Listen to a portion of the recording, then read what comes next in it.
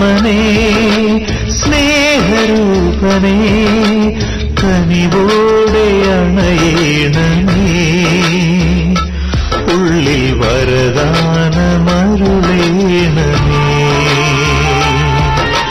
ജീവനാളമായി ലോകപാതയിൽ വരമാരി ചൊരിയേണമേ നിത്യഫലമായി നീ അണയേണമേ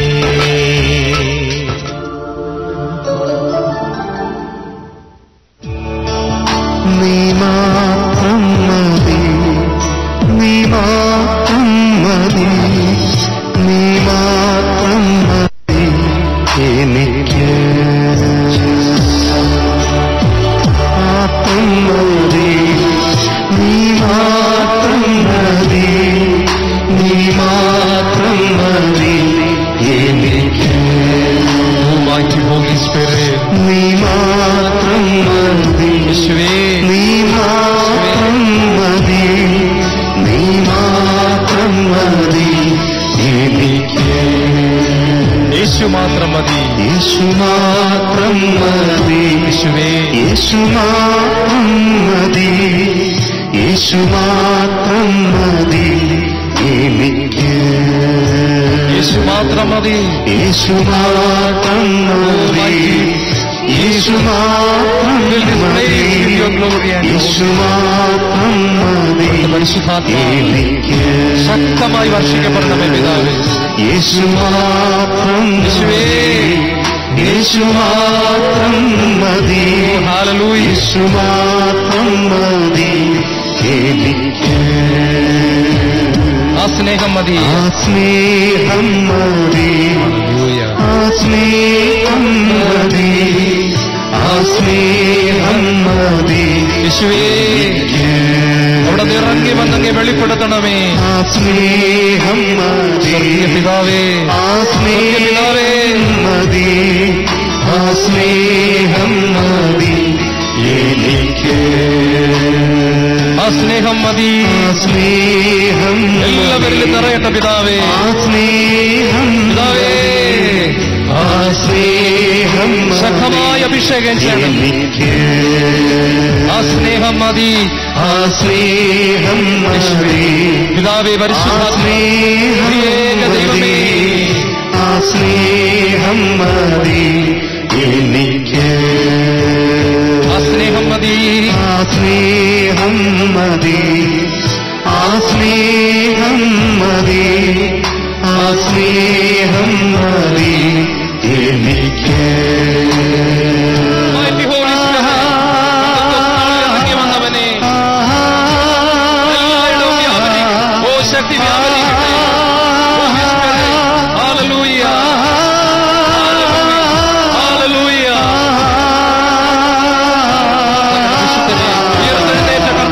സാന്നിധ്യം തകർത്ത് കളഞ്ഞവൻ മരണത്തെ തോൽപ്പിച്ചവൻ ഉദ്ധാനം ചെയ്ത ക്രിസ്തു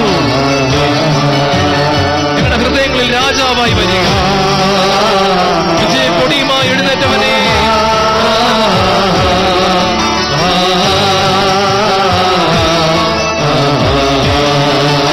ആവർത്തിക്കാൻ പറഞ്ഞ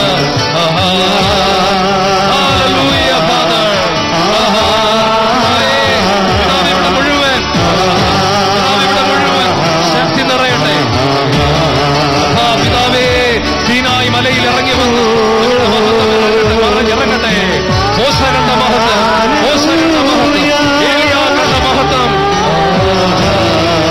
പത്രോസ് കണ്ട മഹത്വം പൗലോസ് കണ്ട മഹത്വം സഭ അറിയട്ടെ കർത്താവേ ലോകമങ്ങേ അറിയട്ടെ ദൈവമെന്ന് അറിയട്ടെ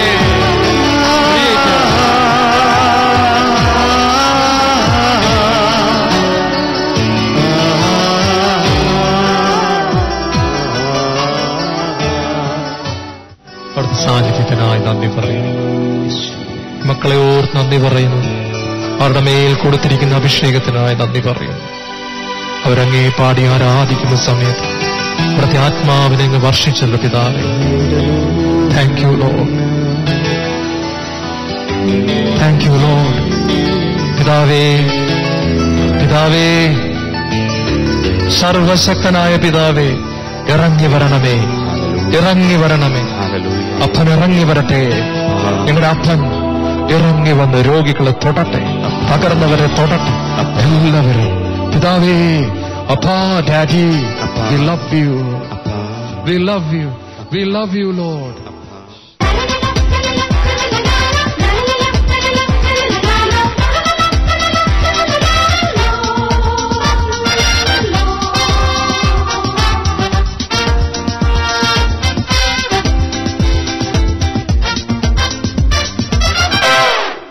നാമൊക്കെ ദൈവത്തിന്റെ വചനത്തിൽ ഒത്തിരി പ്രാവശ്യം കാണുന്ന ഒരു വാക്കാണ് ആരാധന, വർഷിപ്പ്. നാമൊക്കെ ദൈവത്തെ ആരാധിക്കുന്നവരാണ്. പലതരത്തിൽ നാം ദൈവത്തെ ആരാധിക്കുന്നുണ്ട്. വിശുദ്ധ കുർബാന എഴുന്നള്ളിച്ചു വെച്ചുള്ള ആരാധന നമ്മുടെ വീടുകളിൽ നാം ആരാധിക്കാറുണ്ട്. ദൈവവചനത്തിന്റെ ആഴങ്ങളിലേക്ക് നമ്മൾ കടക്കുമ്പോൾ എന്താണ് ആരാധന? ഞാൻ ഓർക്കുകയാണ്, സ്കൂളിലൊക്കെ ഞങ്ങൾ പഠിക്കുമ്പോൾ 100-ൽ 100 മാർക്ക് വാങ്ങിക്കുന്ന, സ്കൂളിൽ ഫസ്റ്റ് റാങ്ക് വാങ്ങിക്കുന്ന കുട്ടികളുണ്ട്. മിക്ക വിഷയങ്ങൾക്കും 100-ൽ 100. അവരിങ്ങനെ സൈക്കിളിൽ വരുമ്പോ തന്നെ ബാക്കി കുട്ടികളൊക്കെ പറയും, ആ വരുന്നത് 100-ൽ 100 മാർക്ക് വാങ്ങിക്കുന്ന ആളാ, നല്ല പഠിക്കുന്ന ആളാ, സ്റ്റേറ്റ് റാങ്ക് കിട്ടാൻ സാധ്യതയുണ്ട്. ബാക്കി കുട്ടികൾക്കൊക്കെ ഒരു ബഹുമാനവും ഒരു ആദരവുമാണ്. വലിയ ഇടികൂടുന്ന കുട്ടികൾ പോലും ഈ 1ാം റാങ്ക് വാങ്ങിക്കുന്ന കുട്ടികളെ കാണുമ്പം വഴക്കിന് പോകത്തില്ല, മാറി നിൽക്കുകയാ, ഒരു ആദരവാ. കോളേജിലും സ്കൂളിലുമൊക്കെ ഞാൻ ഓർക്കുന്നു, നന്നായിട്ട് പാടുന്ന പെൺകുട്ടികൾ, നന്നായിട്ട് പാടുന്ന ആൺകുട്ടികൾ, അവരെ കാണുമ്പം ബാക്കിയുള്ളവർക്കൊക്കെ ഒരു ആദരവാണ്. നല്ല സ്പോർട്സ് താരങ്ങൾ, ക്രിക്കറ്റ് താരങ്ങൾ, ആരോ ആയിക്കോട്ടെ, അവരെയൊക്കെ മനുഷ്യൻ ആദരവോടെ നോക്കുന്നു. യേശുവിൽ ഏറ്റവും പ്രിയപ്പെട്ടവരെ, നമ്മൾ ആരാധിക്കുന്നത് മനുഷ്യനെയല്ല. ദ ക്രിയേറ്റർ, ഗോഡ് ഓൾമൈറ്റി, സർവശക്തനായ ദൈവം. മാലാഖമാർ പോലും ചിറകുകൾ കൊണ്ട് മുഖം മറച്ച് പരിശുദ്ധൻ പരിശുദ്ധൻ പരിശുദ്ധൻ എന്ന് നിരന്തരം ഉദ്ഘോഷിക്കുന്ന സർവശക്തനായ ഒരു ദൈവം. ഞാൻ ഒരിക്കലും ഒരു പുസ്തകത്തിൽ വായിച്ച ഒരു കാര്യം നിങ്ങളുമായിട്ട് പങ്കുവയ്ക്കാൻ ആഗ്രഹിക്കുകയാണ്. 2 ശാസ്ത്രജ്ഞന്മാർ, വലിയ കണ്ടുപിടുത്തങ്ങൾ നടത്തുന്നവർ, അവർ രണ്ടുപേരും നല്ല കൂട്ടുകാരാ. ഒരാൾ പറയും ദൈവമുണ്ട്, മറ്റേയാൾ പറയും ദൈവമില്ല. ഇതെല്ലാം തന്നെത്താനെ ഉണ്ടായതാ. അയാളുടെ വാദങ്ങൾ നിരത്തിവെക്കുകയാ. മറ്റേയാൾ പറയില്ല, ദൈവമാണ് ഇതെല്ലാം സൃഷ്ടിച്ചത്. ഒരിക്കൽ ദൈവം ഉണ്ട് എന്ന് വാദിക്കുന്ന ശാസ്ത്രജ്ഞന്റെ വീട്ടിൽ രണ്ടുപേരും കൂടെ ഇരുന്ന് സംസാരിച്ചു കൊണ്ടിരിക്കുകയാണ്. ഈ സമയത്ത് ദൈവം ഉണ്ട് എന്ന് വാദിക്കുന്ന ആ ശാസ്ത്രജ്ഞന്റെ ടേബിളിൽ ഒരു ഗ്ലോബ് ഇങ്ങനെ ഇരിക്കുകയാണ്. ഫ്രണ്ടിലുള്ള ടീപ്പോയിൽ 2 ഗ്ലാസ് ചായയുണ്ട്, അതിന്റെ കൂടെ ഒരു ഗ്ലോബ് ഇങ്ങനെ ഇരിക്കുക. ഇടയ്ക്കിടയ്ക്ക് കൈകൊണ്ട് അയാൾ ഇങ്ങനെ തട്ടുമ്പോൾ അതിങ്ങനെ കറങ്ങുന്നുണ്ട് ചെറുതായിട്ട്. ദൈവമില്ല എന്ന് വാദിക്കുന്ന ശാസ്ത്രജ്ഞൻ ദൈവമുണ്ട് എന്നുള്ള കൂട്ടുകാരനോട് ചോദിച്ചു, നല്ല ഗ്ലോബ് എവിടെന്നാ ഇത് വാങ്ങിച്ചത്? ഞാനിതെങ്ങൊന്നും വാങ്ങിച്ചതല്ല, നിനക്ക് ആരെങ്കിലും ഗിഫ്റ്റ് തന്നതായിരിക്കും. ഇപ്പൊ പറഞ്ഞു, ഗിഫ്റ്റ് തന്നതുമല്ല. പറയടാ, എനിക്ക് ഒരെണ്ണം വേണം. ഏത് കടയിൽ പോയാ ഇത് നീ വാങ്ങിച്ചത്? എനിക്ക് ഒരെണ്ണം വേണം, എന്റെ ടീപ്പോയിലും വയ്ക്കാനാ, മക്കൾക്കൊക്കെ ഒത്തിരി ഇഷ്ടപ്പെടും. നീ പറ, ഇതെവിടെന്നാ നീ വാങ്ങിച്ചത്? അപ്പൊ പറഞ്ഞു, ഇത് വാങ്ങിച്ചതല്ല, ആരും ഗിഫ്റ്റ് തന്നതുമല്ല, ഇത് തന്നെത്താൻ ഉണ്ടായതാ. ഇത് തന്നെത്താൻ ഉണ്ടായ ഗ്ലോബാ. ഇപ്പൊ ദൈവം ഇല്ല എന്ന് വാദിക്കുന്നവൻ പറഞ്ഞു, ഞാൻ നിന്നോട് വളരെ സീരിയസാ ചോദിച്ചത്, നീ എന്നെ കളിയാക്കുന്ന വർത്തമാനം പറയരുത്. നമ്മൾ തമ്മിൽ 1ാം ക്ലാസ് തൊട്ട് ഒരുമിച്ച് പഠിച്ചതാ. എന്നിട്ട് ഇവിടെ വെച്ച് നമ്മൾ തമ്മിൽ അടിച്ച് വഴക്കിട്ട് പിരിയാൻ നീ ഇടവരുത്തരുത്. ഞാൻ വളരെ സീരിയസ് ആയിട്ടാ ചോദിച്ചത്, നീ എന്നെ കളിയാക്കിയത് തെറ്റായിപ്പോയി. ഞാൻ നിന്നെ കളിയാക്കിയതല്ലടാ, ഇത് തന്നെത്താൻ ഉണ്ടാ. ഞാൻ എഴുന്നേറ്റ് പോകാൻ പോവുക, നമ്മളും ഇനി യാതൊരു ബന്ധവുമില്ല. ആ മറ്റേ ശാസ്ത്രജ്ഞൻ കസേര എഴുന്നേറ്റു. ദൈവത്തിന്റെ മകൻ പറഞ്ഞു, നീ എവിടെ ഇരിക്കുക. നീ കഴിഞ്ഞ ആഴ്ച ഒരു ശാസ്ത്ര മാസികയിൽ എഴുതിയ ലേഖനം ഞാൻ വായിച്ചു. ഭൂമി തന്നെത്താനുണ്ടായി, സൂര്യൻ തന്നെത്താനുണ്ടായി, ആനകൾ തന്നെത്താനുണ്ടായി, മീനുകൾ തന്നെത്താനുണ്ടായി, പൂച്ച തന്നെത്താനുണ്ടായി, തെങ്ങ് തന്നെത്താനുണ്ടായി, റബ്ബർ തന്നെത്താനുണ്ടായി, സകലതും തന്നെത്താനുണ്ടായി. എന്നിട്ടതെല്ലാം കറങ്ങിക്കൊണ്ടിരിക്കുന്നു. നീ അത് എഴുതി വെച്ചു. 10,000 കണക്കിന് ജനങ്ങൾ നിന്റെ ലേഖനം വായിച്ചു. സ്കൂളുകളിലും പലതും പഠിപ്പിക്കുന്നു. അത്രയും വെട്ടിത്തരമൊന്നും ഞാൻ നിന്നോട് പറഞ്ഞില്ലല്ലോ. ഈ ഒരു ഗ്ലോബ് തന്നെത്താനുണ്ടായി എന്ന് ഞാൻ പറഞ്ഞപ്പോ നീ എന്തിനാ എന്നോട് ദേഷ്യപ്പെട്ടത്? ഗ്ലോബ് തന്നെത്താൻ ഉണ്ടായില്ല എന്ന് നിനക്കറിയാമെങ്കിൽ പിന്നെ എങ്ങനെയാടാ ബാക്കി സൂര്യനും ചന്ദ്രനുമെല്ലാം തന്നെത്താനെ ഉണ്ടായത്? ചേർന്ന് പറ ദൈവമക്കളെ ഹല്ലേലൂയ. ഒരിക്കൽ കൂടെ പറ ഹല്ലേലൂയ. ദൈവമില്ല എന്ന് വാദിക്കുന്ന ശാസ്ത്രജ്ഞന്റെ കണ്ണുകൾ നിറഞ്ഞ് ഒഴുകുവാൻ തുടങ്ങി. പ്രിയപ്പെട്ടവരെ, അദ്ദേഹം ആ കസേരയിൽ എഴുന്നേറ്റു. അദ്ദേഹം അവിടെ മുട്ടുകൾ മടക്കി. അദ്ദേഹം പറഞ്ഞു, എടാ, ഈ ചെറിയ ഒരു ഉദാഹരണത്തിലൂടെ, ഈ ഒരു ഗ്ലോബിലൂടെ നീ എന്റെ കണ്ണ് തുറപ്പിച്ചു. ഞാൻ ഇത്രയും നാൾ ദൈവമില്ല എന്ന് വാദിച്ചുകൊണ്ട് നടന്ന ഒരു മനുഷ്യനാ. ഞാൻ പഠിപ്പിക്കുമായിരുന്നു, ഞാൻ സെമിനാറുകൾ കണ്ടക്ട് ചെയ്യുമായിരുന്നു, ഞാൻ കുട്ടികളെ പറഞ്ഞു കൊടുക്കുമായിരുന്നു. എന്റെ വീട്ടിൽ പ്രാർത്ഥനയില്ല, ആരാധനയില്ല. ഞാൻ ചാൾസ് ഡാർവിന്റെ തിയറി വിശ്വസിച്ചിരുന്ന ഒരാളാ. നീ എന്റെ കണ്ണു തുറപ്പിച്ചു. എനിക്ക് ഈ ദൈവത്തെ അറിയണം. പറയടാ, ഇതെല്ലാം ഉണ്ടാക്കിയത് ആരാ? ദൈവത്തിന്റെ മകൻ പറഞ്ഞു, അവന്റെ പേരാണ് യേശു. യോഹന്നാൻ എഴുതിയ 1-ാം ലേഖനം 1-ാം അധ്യായത്തിൽ ഇപ്രകാരം ബൈബിൾ എടുത്തുകൊണ്ട് ഈ മകൻ പറഞ്ഞു, ആദിയിൽ വചനമുണ്ടായിരുന്നു, വചനം ദൈവത്തോടുകൂടെയായിരുന്നു, വചനം ദൈവമായിരുന്നു, സകലതും അവനിലൂടെ ഉണ്ടായി, ഒന്നും അവനെ കൂടാതെ ഉണ്ടാക്കപ്പെട്ടിട്ടില്ല. ഹല്ലേലൂയ. പ്രിയപ്പെട്ടവരെ, നാം ആരാധിക്കുന്നത് ഇത്രയ്ക്കും വലിയവനായ ഒരു ദൈവത്തെയാ. സയൻസ് പഠിക്കുന്ന മക്കളോട് ഞാനൊരു ചോദ്യം ചോദിക്കാം. ഭൂമിയുടെ എത്ര ഇരട്ടി വലിപ്പമുണ്ട് സൂര്യന്? ഭൂമിയുടെ എത്ര ഇരട്ടി വലിപ്പമുണ്ട് സൂര്യന്? ഞാൻ സമയം കളയുന്നില്ല, ഉത്തരം ഞാൻ പറയാം. 10 ലക്ഷം ഇരട്ടി വലിപ്പമുണ്ട്. നിങ്ങൾ വിശ്വസിക്കുമോ എന്ന് എനിക്ക് അറിഞ്ഞുകൂടാ. 10 ലക്ഷം ഭൂമി ചേർത്തു വയ്ക്കുന്ന വലിപ്പമുണ്ട് നമ്മുടെ സൂര്യന്. 10 ലക്ഷം ഭൂമി. ഭൂമി തന്നെ എത്ര വലുതാണ്? അങ്ങനത്തെ 10 ലക്ഷം ഭൂമികളെ ചേർത്ത് നിർത്തുന്ന വലിപ്പമുണ്ട് നമ്മുടെ സൂര്യന്. തീരുന്നില്ല. ആ സൂര്യന്റെ 50 കോടി സൂര്യന്മാരെ ഒരുമിച്ച് ചേർത്താൽ നിർത്താവുന്ന നക്ഷത്രങ്ങൾ ആകാശത്തുണ്ട്. ചേർന്ന് പറ ഹല്ലേലൂയ. ഭൂമിയുടെ 10 ലക്ഷം ഇരട്ടി വലിപ്പം സൂര്യന്, അതിന്റെ 50 കോടി സൂര്യന്മാരെ ചേർത്ത് നിർത്തിയാൽ ഒറ്റ നക്ഷത്രമായി കോടിക്കണക്കിന് നക്ഷത്രങ്ങളെ സൃഷ്ടിച്ചുകൊണ്ട് ഞാൻ സർവശക്തിയുള്ള ദൈവമാണ് എന്ന് നമ്മളെ പഠിപ്പിക്കുവാൻ പാടുപെടുന്ന, സ്നേഹിക്കുന്ന, തന്റെ കരവിരുത് കാണിക്കുന്ന ഒരു സ്വർഗീയ പിതാവാണ് നിങ്ങൾക്കുള്ളത്. ഞാൻ എവിടെ പ്രസംഗിക്കാൻ ചെന്നാലും ശാലോമിന്റെ ഈ പടം എനിക്ക് ഒത്തിരി ഇഷ്ടമാണ്. ഈശോയുടെ മനോഹരമായ ഈ പടം. ഇതിന്റെ താഴെ ഞാനൊരു കാര്യം എല്ലായിടത്തും നോക്കാറുണ്ട്. നിങ്ങൾ കണ്ടോ ഈ പടത്തിൽ? ഇതിൽ ആരാ വരച്ചെന്ന് കാണുന്നില്ല. ആര് ഇത് വരച്ചാലും, ആരിത് പെയിന്റ് അടിച്ചാലും അയാളുടെ പേര് താഴെ കാണുന്നില്ല. അയാളുടെ പേരെഴുതി വച്ചിട്ടില്ല എന്നതുകൊണ്ട് നിങ്ങൾ ആരെങ്കിലും പറയുമോ ഈ പടം തന്നെത്താൻ ഉണ്ടായതാണെന്ന്? ഈ പടത്തിന്റെ മനോഹരിത കണ്ടുകൊണ്ട് നിങ്ങൾ പറയും, what A wonderful painter, what A wonderful artist. നിങ്ങൾ പറയും, വളരെ മനോഹരനായ, വളരെ കഴിവുകളുള്ള ഒരു പെയിന്ററാണ് യേശുവിന്റെ പടം വരച്ചത്. ഒത്തിരി കഴിവുകളുള്ള ഒരു ആർട്ടിസ്റ്റാണ് ഇത് വരച്ചത്. പേരെഴുതിയിട്ടില്ലെങ്കിൽ നിങ്ങൾക്കറിയാം ഇതിന്റെ പുറകിൽ ആരോ പ്രവർത്തിച്ചിട്ടുണ്ട്. നമുക്കൊരു ബഹുമാനവും സ്നേഹവും ഒക്കെ ആളെ കണ്ടില്ല എങ്കിലും തോന്നുന്നുണ്ട്. Look at this universe. ഈ പ്രപഞ്ചത്തിലേക്ക് നോക്കിക്കൊണ്ട്, കിളികളെ നോക്കിക്കൊണ്ട്, പക്ഷികളെ നോക്കിക്കൊണ്ട്, ഈ മൃഗങ്ങളെ നോക്കിക്കൊണ്ട്, രാത്രി ആകാശത്തേക്ക് നോക്കിക്കൊണ്ട് നമ്മൾ പറയണം, വരച്ചുവച്ച് സൃഷ്ടിച്ചിട്ട് എല്ലാം ഉണ്ടാക്കിയിട്ട് പേരെഴുതി വയ്ക്കാതെ മാറി നിൽക്കുന്ന ഒരു ദൈവം നമുക്കുണ്ട്. എല്ലാത്തിനെയും ഉണ്ടാക്കിയിട്ട് തന്റെ പേരെഴുതി വയ്ക്കാതെ, അതിന്റെ ക്രെഡിറ്റ് ഒന്നും എടുക്കാതെ മാറി നിൽക്കുന്ന ഒരു ദൈവമുണ്ട്. ഈ ദൈവത്തെ നോക്കിക്കൊണ്ട് നമ്മൾ പറയണം, ദൈവമേ, ഞാൻ നിന്നെ ആരാധിക്കുന്നു. ഹല്ലേലൂയ. ദൈവമേ, നിന്നെ എനിക്ക് ആരാധിക്കാതിരിക്കാൻ പറ്റുന്നില്ല. What an awesome God you are. ദാവീദ് പറഞ്ഞു, oh God, you are my God. Oh God, you are my God. 1000 ദിവസം അന്യഭവനത്തിൽ ആയിരിക്കുന്നതിനേക്കാൾ ഒരു 5 നിമിഷം അങ്ങയുടെ കൂടെ ഇരിക്കുവാൻ ഞാൻ ആഗ്രഹിക്കുന്നു. U are my God. Hallelujah. നമ്മൾ ആരാധിക്കുന്ന ദൈവം ചെറിയവനല്ല, വലിയവനാ. പക്ഷേ എന്നെ ഒത്തിരി അത്ഭുതപ്പെടുത്തിയ ഒരു കാര്യം, ബൈബിളിൽ യേശുവിനോട് ആരാധനയെപ്പറ്റി ഒരു ചോദ്യം ചോദിച്ചത് ഒരു MBBS MD ഉള്ള ഒരു ഡോക്ടറല്ല, ഒരു IAS ഉള്ള ഒരു കളക്ടറല്ല, തിയോളജി പാസ്സായ ഒരു ബൈബിൾ പണ്ഡിതനല്ല. ഇവരാരും യേശുവിനോട് ആരാധനയെപ്പറ്റി ചോദിക്കാൻ തയ്യാറായില്ല. യേശു അവരോട് ആരോടും ആരാധനയെപ്പറ്റി ഒന്നും പറഞ്ഞുമില്ല. യേശുവിനോട് ആരാധനയെപ്പറ്റി ഹൃദയം തുറന്നൊരു ഡൗട്ട് ചോദിച്ചത് ആരാ നിങ്ങൾക്കറിയാമോ? അത് പാപിനിയായ സ്ത്രീയാണ്.